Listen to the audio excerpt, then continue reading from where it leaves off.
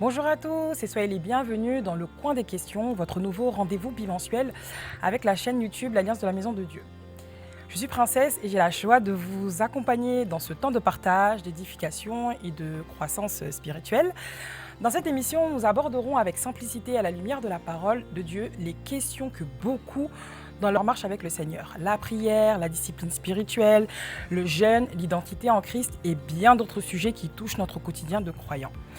Notre désir est que chacun puisse trouver des réponses bibliques, être encouragé dans la foi et grandir dans sa relation avec le Seigneur Jésus-Christ. Pour cette première émission, nous avons choisi de prendre un temps particulier pour vous présenter le visionnaire d'AMD ainsi que la servante de Dieu qui marche à ses côtés dans l'œuvre. Bonjour. Papa et maman, bonjour. Merci d'avoir répondu à cette invitation. Merci. Dans un premier temps, je vais vous laisser vous présenter pour que le peuple de Dieu puisse vous connaître davantage. Donc, première question, qui est le prophète Rodi Élisée Lando et la servante de Dieu Sarah Lando? Wow. Alors, bonjour ou bonsoir, ça dépend à quelle heure Ouais. vous nous suivez, si c'est le soir ou dans la journée. Et je ne sais pas dans quel pays vous nous suivez, en tout cas, nous vous saluons tous. Nous vous remercions vraiment de suivre cette émission avec nous, d'être là devant vos écrans. Alors, qui est le prophète Rodi Élisée Lando? Le prophète est un homme qui a reçu une grâce de la part du Seigneur, qui a reçu la grâce de connaître le Seigneur. C'est un homme qui a eu un parcours assez atypique. Vous savez, tous les hommes de Dieu ont leur parcours. Il y en a qui ont un parcours classique. Moi, j'ai un parcours assez atypique. Alors, je suis originaire de la République démocratique du Congo. Bon, peut-être mon nom, les gens peuvent peut-être se douter peut-être par le nom Lando, peut-être parce que le nom Lando n'est pas un nom courant peut-être en RDC, sauf pour ceux qui sont de l'Équateur. Ça parle bien. Pour ceux qui sont de l'Équateur, les Bangala, clin d'œil. qui sont de l'Équateur. En tout cas, je salue tous ceux de l'Équateur au passage. Alors, je suis né d'un père, on va dire diplomate, et d'une mère qui était cadre dans l'administration publique. J'ai fait une partie de mon enfance en RDC, jusqu'à l'âge de 12 ans où on est arrivé ici en France. Comment j'ai connu le Seigneur? Comment je suis arrivé à servir le Seigneur? Waouh!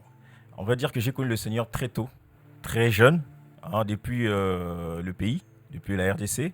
Mais je ne connaissais pas le Seigneur tel que je connais aujourd'hui. C'était plus de manière religieuse, par un mouvement, vous savez, par les mouvements, les familles dans lesquelles nous sommes nés. Nous sommes tous nés, la plupart du temps, nous sommes nés dans une famille pratiquante, famille chrétienne ou de chrétiens.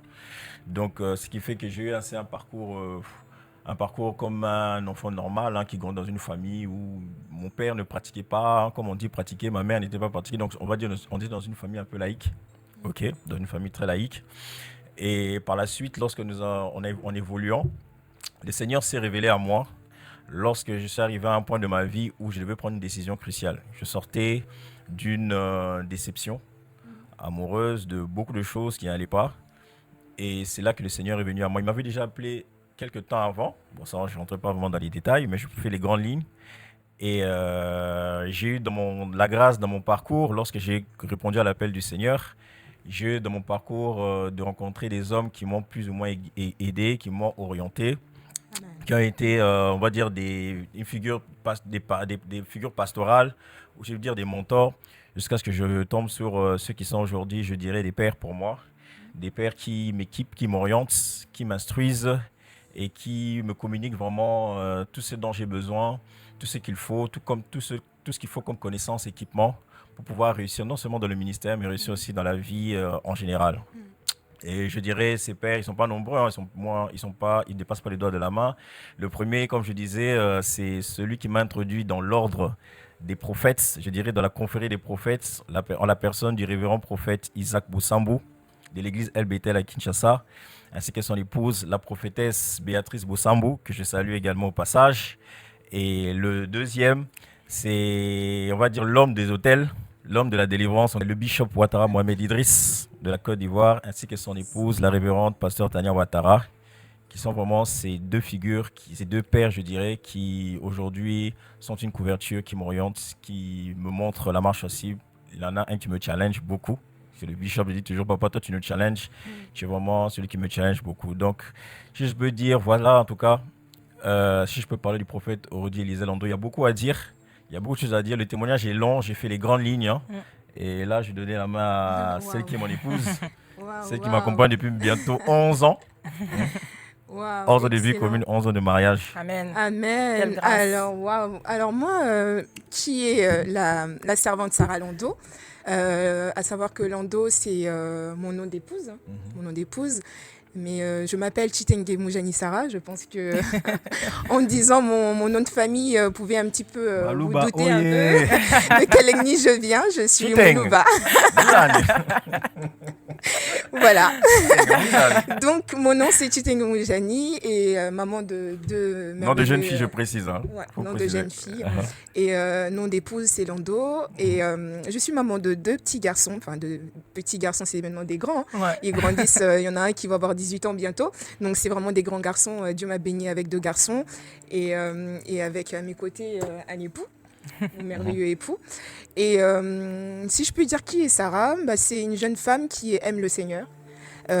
Qui aime très fortement le Seigneur, qui a commencé, je suis née dans une famille dite chrétienne et tout au long de mon enfance, en fait, je voyais mes parents servir, aller à l'église et j'allais à l'église, j'allais à l'école, comme tout le monde et ensuite à midi quand je rentrais, parce qu'au bled, l'école se terminait à midi, contrairement ici, parce que je suis née à Kinshasa, voilà.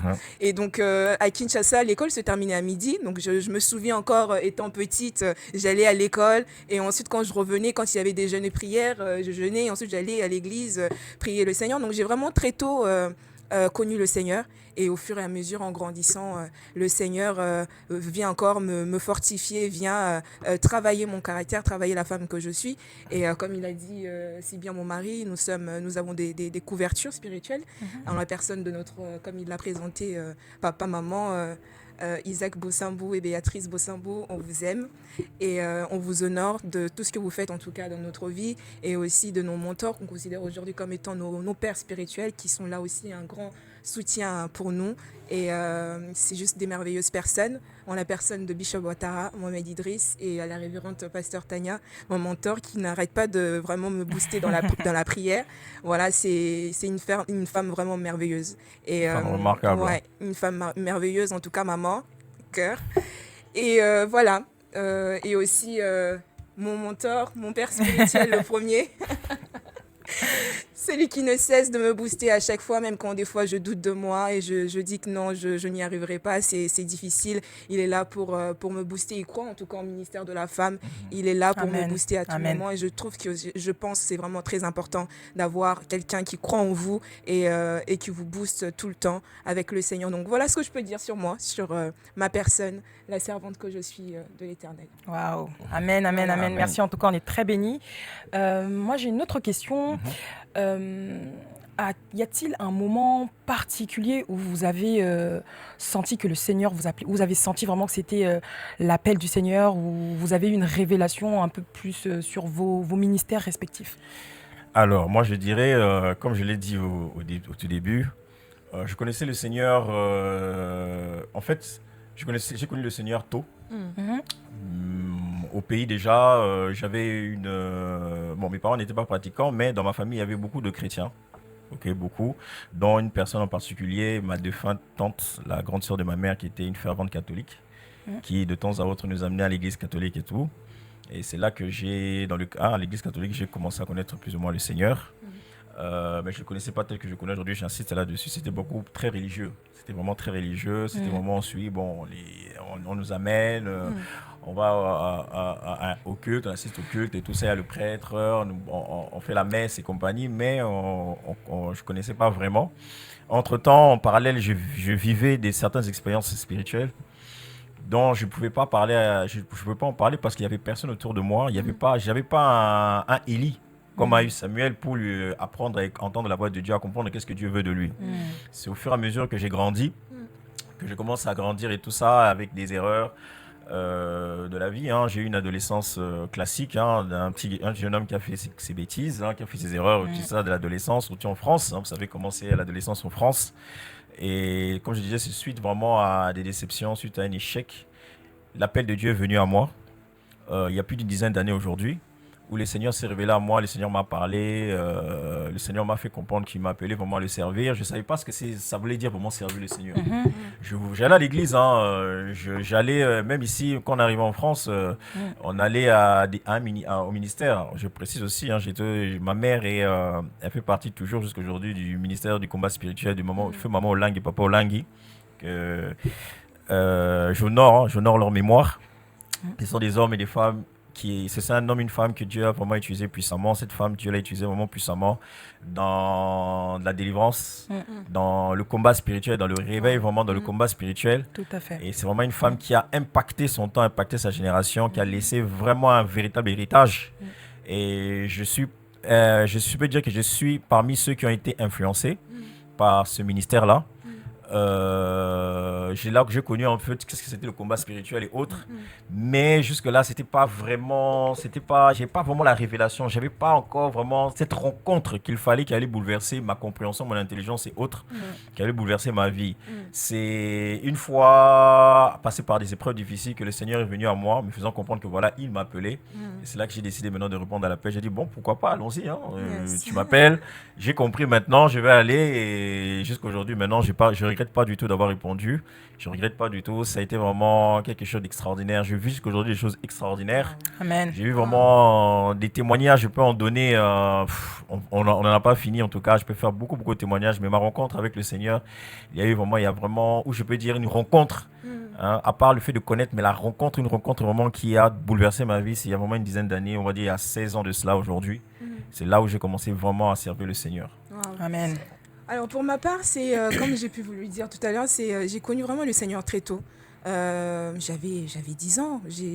En fait, j'ai vu mes parents servir et moi-même, tout naturellement, je me suis mise en fait à servir le Seigneur et je l'ai accepté. En fait, souvent on dit quand on est né dans une famille chrétienne et on suit sans savoir. Mais moi, je suivais tout en sachant qui je servais. En fait, j'avais déjà cette connaissance-là de Dieu. Wow. Et en fait, si je peux dire, moi, je parlerai pas en termes de connaissance, de connaître le Seigneur, mais c'est-à-dire que dans différentes étapes, j'ai eu à découvrir différemment le Seigneur. Dans le sens où, il y a 10 ans, où dans une épreuve qui était vraiment très difficile pour moi, parce que comme j'ai pu le dire, j'étais vraiment une fille à pas de problème du tout. Tu pouvais chercher à gauche et à droite, tu ne vois pas du tout Sarah ailleurs, quoi. C'était vraiment une fille bien rangée. Je savais là où j'allais en tout cas. Et il y a une dizaine d'années où le Seigneur me fait passer par une épreuve très difficile. C'est là où vraiment, il y a 10 ans, j'ai découvert le Seigneur différemment. Même ma relation avec lui a pris en fait une autre dimension. C'est là où j'ai appris à expérimenter différemment la gloire du Seigneur, parce que c'était très difficile pour la petite fille toute naïve, bien qu'elle savait là où elle allait, mais naïve un peu de gens qui l'entouraient, du monde dans lequel elle se trouvait. Et là en fait, bam, tu te ramasses quelque chose à la figure et t'es un peu surpris. Et là, le Seigneur te dit, ben non, je suis là. Même des fois, je parlais un peu comme une folle dans la rue, mais le Seigneur ne cessait de me dire, mais non, ma fille, je suis là. Et c'est là où j'ai appris à le découvrir différemment. Et jusqu'à maintenant, je ne cesse de le découvrir en fait différemment, par plusieurs étapes, différentes épreuves dans lesquelles je passe. Je ne cesse de le découvrir différemment. Donc c'est un peu ça mon parcours. Je ne dirais pas, il y a un temps bien précis où j'ai découvert le Seigneur, mais j'étais déjà dedans. Et au fur et à mesure, en grandissant dans ma foi, je le découvre en fait différemment et voilà. C'est des redécouvertes. Amen. Oui. Amen, amen. Moi, j'ai une question pour l'homme de Dieu, donc le visionnaire de l'Alliance de la Maison de Dieu. Quelle est la vision que Dieu a déposée vraiment dans ton cœur, papa? La vision que Dieu a déposée dans mon cœur, waouh. Pour AMD. C'est comme ça, l'Alliance de la Maison de Dieu. Déjà, comment est né déjà AMD? Ce ministère, cette assemblée, cette vision du moi, ça a pris du temps. Ça a vraiment pris du temps parce qu'au tout début, je ne voulais pas être pasteur. Ça, je le dis honnêtement. Les histoires de hommes de Dieu, prophètes, pasteurs, apôtres, c'était vraiment très loin de mes pensées. Bien que j'allais à l'église, j'assistais à des assemblées et autres, je voyais ce qui se faisait, mais j'avais pas vraiment une compréhension réelle de ce que c'était vraiment l'église, le fonctionnement de l'église, les ministères leaders, les dons spirituels et autres. Non, c'était loin de ça. Moi, pour moi, je me disais même que j'allais servir Dieu une fois arrivé à la retraite. Une fois que j'ai fait ma vie, j'ai fait mes projets, j'ai concrétisé ce que j'ai à concrétiser, j'ai abouti ce que j'ai abouti. Quand on arrive à l'âge de la retraite, à une quarantaine d'années, cinquantaine d'années, à ce moment-là, oui, là, je pourrais me donner au Seigneur. Pourquoi? Parce que, quelque part, de par l'éducation que j'ai reçue et par ma petite compréhension, en fait, des choses de Dieu, je me disais que quand tu décides de servir le Seigneur, c'est pas des blagues. Servir Dieu, c'est vraiment un engagement. C'est une vie de consécration. Tu peux pas tanguer, tu peux pas là à gauche, à droite, tu es là sur deux bords. Un coup, tu es en fait dans des ambiances un peu mondaines, on va dire, et un coup, tu vas à l'église. Moi, j'avais vraiment une vision très différente. Contrairement à peut-être mes contemporains, ceux de ma génération, je vois les choses différemment. Donc c'est pour ça que je me disais, bon, quand il faut servir Dieu, c'est vraiment un âge vraiment où tu as fait ce que tu as à faire, tu fais les bêtises que tu as à faire. C'est complet encore. Ah maintenant, une fois que j'ai construit ma famille, fais ce que j'ai à faire, ça je vais servir. Mais cependant, c'est arrivé très tôt.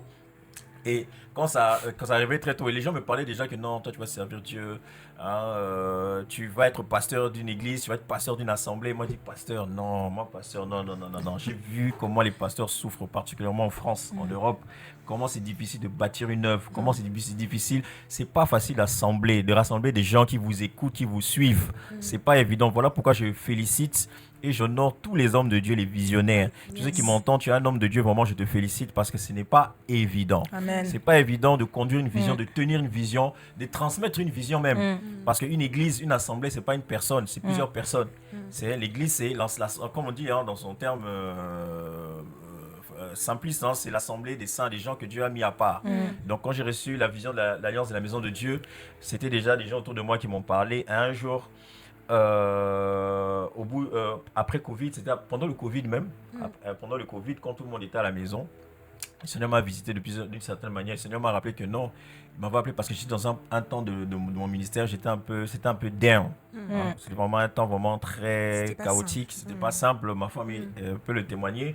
Et c'est là que le Seigneur m'a visité, et c'est là que le Seigneur m'a parlé. Et ça, le Seigneur m'est arrivé, m'a dit non, je t'avais appelé pour une œuvre bien précise. Je t'ai appelé pour une œuvre bien précise, lève-toi, commence maintenant, c'est le moment. Avant de commencer l'œuvre, j'ai dû d'abord interroger le Seigneur.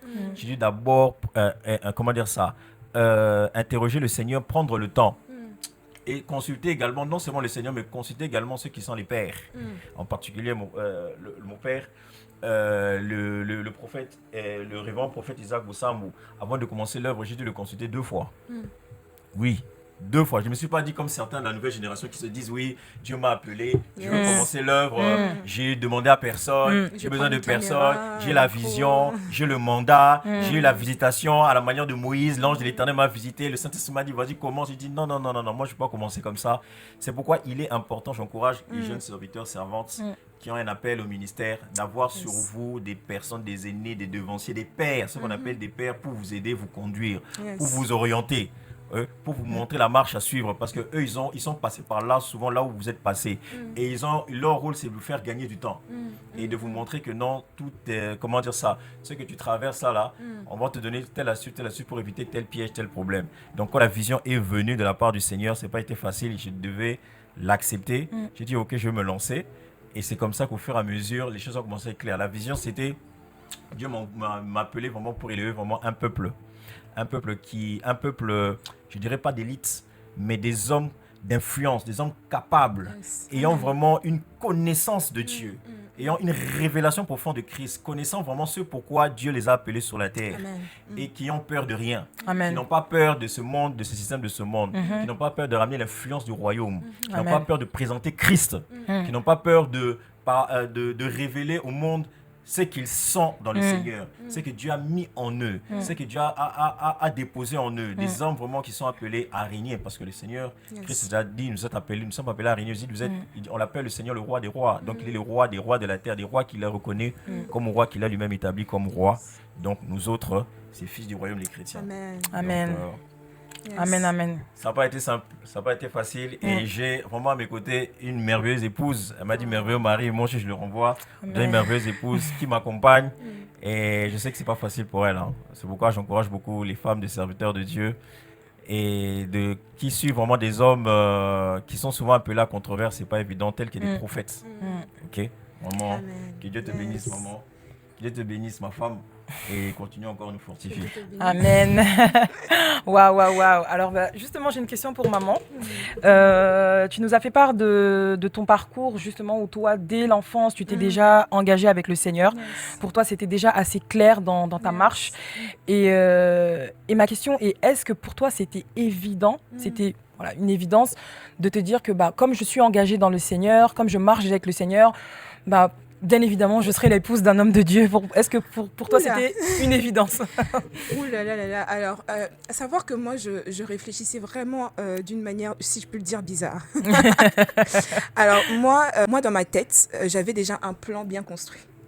C'est-à-dire que je me voyais déjà à une trentaine d'années me stabiliser professionnellement parlant, finir mes études et bien après ça, une fois que j'ai fini de faire mes investissements, de faire tout ce dont j'avais vraiment besoin et que je m'estime d'être vraiment prête et stable, et là potentiellement j'allais commencer à penser et à réfléchir pour pouvoir me marier. Et je ne réfléchissais même pas à me marier de base. L'heure à laquelle je vous parle, Dieu a fait tout l'inverse avec ce à quoi je pensais.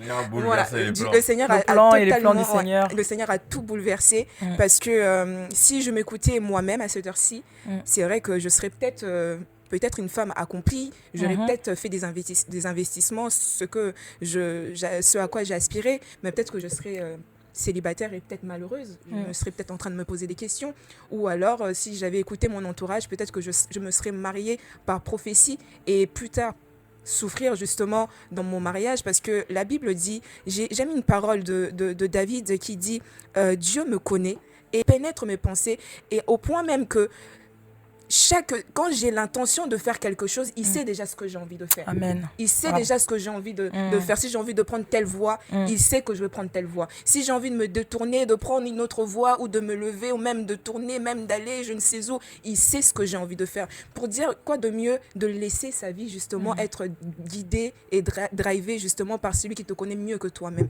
Et bien souvent, je sais que c'est difficile à des femmes de laisser Dieu les conduire, de laisser Dieu les guider. Mais moi, j'ai fait le bon choix de dire à un certain moment de ma vie, de dire au Seigneur, oui, c'est vrai que je te sers, je donnais ma vie à toi, je fais en sorte vraiment d'avoir une vie bien rangée, pas de problème, de faire mes petites chimies là, que je faisais. Oui, parce que si vous ne le savez pas, maman Sarah est une scientifique, voilà. Une grande scientifique. Donc voilà, j'étais vraiment dans mon petit coin. En tout cas, quand tu me cherches ailleurs, tu ne me vois pas. J'étais vraiment bien dans ce que je faisais, mais c'était vraiment une surprise pour moi lorsque le Seigneur est venu me parler et me montrer justement cet homme-là, où j'ai laissé le Seigneur prendre le lead dans ma vie, et ça s'est fait de cette manière-là. Je ne te dirais pas forcément que c'était logique pour moi de me marier avec un homme de Dieu, puisque je ne pensais même pas à ça. Moi, ma pensée, elle était vraiment ailleurs. Et c'est vraiment une grande surprise que le Seigneur est venu à moi me parler et me montrer justement mettre cet homme à mes côtés et sur mon chemin. Et ça, c'est mon témoignage. Et avec d'autres, Dieu peut fonctionner différemment. Dieu peut venir te parler en avance, en amont, te dire que oui, toi, tu seras la femme d'un grand homme de Dieu, d'un grand serviteur. Et c'est d'où l'importance d'être vraiment, vraiment à l'écoute du Seigneur et de laisser, j'insiste, le Seigneur être vraiment le guide de ta vie. Waouh, amen. Voilà. En tout cas, merci maman pour cette réponse très complète. Je pense que ça m'a personnellement beaucoup parlé, et ça parlera beaucoup de femmes. De vraiment, c'est vrai qu'il y a les desseins il y a nos propres choix et les desseins du Seigneur. Et dès lors qu'on prend vraiment la décision de marcher avec le Seigneur, il faut vraiment apprendre à lui laisser la place. Exactement. Il faut apprendre à lui laisser le volant et se soumettre à sa volonté. Et c'est une chose très difficile à faire. Tout à fait. Ça peut être très difficile. Bon, là, on n'est pas là pour parler de moi, mais je peux en témoigner aussi. Mais effectivement, c'est une chose très, très difficile, et je pense que vraiment, moi, ça me parle et ça parlera vraiment à beaucoup de femmes. Yes. Merci, maman, en tout cas, pour cette réponse. Alors, donc, sans transition, bon, le cœur de l'émission était, comme je l'ai dit en amont, de permettre aux chrétiens, aux croyants, d'avoir des réponses, des éléments de réponse sur la vie chrétienne, sur notamment les différents sujets qu'on rencontre dans sa marche en tant que disciple de Christ. Donc, moi, je vais vous poser une première question. Comment, notamment concernant la prière, parce que comme on le sait, la prière est l'un des fondements essentiels d'un chrétien, d'une personne qui marche avec le Seigneur. C'est le moyen de communication par excellence avec notre Seigneur et notre Sauveur. Néanmoins, la prière reste quand même pour beaucoup un exercice c'est dur, hein difficile, hein, on peut le voir, et surtout en termes de constance. C'est ça. Voilà. Donc ma première question est comment rester constant dans la prière. Wow. Comment rester constant dans la prière? Déjà, la première, c'est une bonne question. Mais moi, je l'amènerai autrement. Parce qu'avant de parler de constance dans la prière, parce que quand on parle de constance, la plupart du temps, les gens voient en fait être réguliers. Donc, prier à des heures bien précises, des jours bien précis dans la semaine, à un minimum de temps aussi, un minimum de temps dans la prière. Parce que si on ne passe pas de temps dans la prière, on a l'impression qu'il y a une culpabilité qui rentre directement. Généralement, c'est beaucoup de chrétiens. Ça, c'est souvent la religion qui a pris le dessus. Quand on se dit que quand on ne prie pas, si je ne prie pas ou je ne prie pas assez, Dieu va m'en vouloir. Le Seigneur ne va pas m'écouter. Le Seigneur ne sera pas là avec moi. On a une forme de culpabilité qui rentre et c'est ça vraiment qui met une difficulté dans la vie de beaucoup de croyants, beaucoup de chrétiens en ce qui concerne la prière. Donc comment prier, comment être constant dans la prière? La première des choses, c'est de définir déjà qu'est-ce que c'est la prière. C'est ça. Il faut redéfinir déjà qu'est-ce que c'est prier. J'ai aimé ce que tu as dit, Princesse, en parlant de communication. C'est une manière de communication, de communier avec son Dieu, son Créateur. Et moi, j'irai un peu plus loin. Je dirais que la prière, c'est le moyen de créer un lien avec le divin. Tout à fait. Alors, ça permet de te retenir et de créer un lien avec le divin. Amen. Merci papa en tout cas pour ces premiers éléments de réponse. Je pense qu'on va clôturer là pour cette première partie. En tout cas, merci. Et on va bien évidemment se retrouver pour une deuxième partie où vous allez nous apporter encore plus d'éléments sur la prière et répondre aussi à bien d'autres questions pour toujours édifier le peuple de Dieu, édifier tous les croyants qui ont aujourd'hui besoin de réponses et de guidance dans leur vie chrétienne. Vraiment que Dieu vous bénisse. On vous dit on vous retrouve pour la deuxième partie. À très bientôt. À suivre.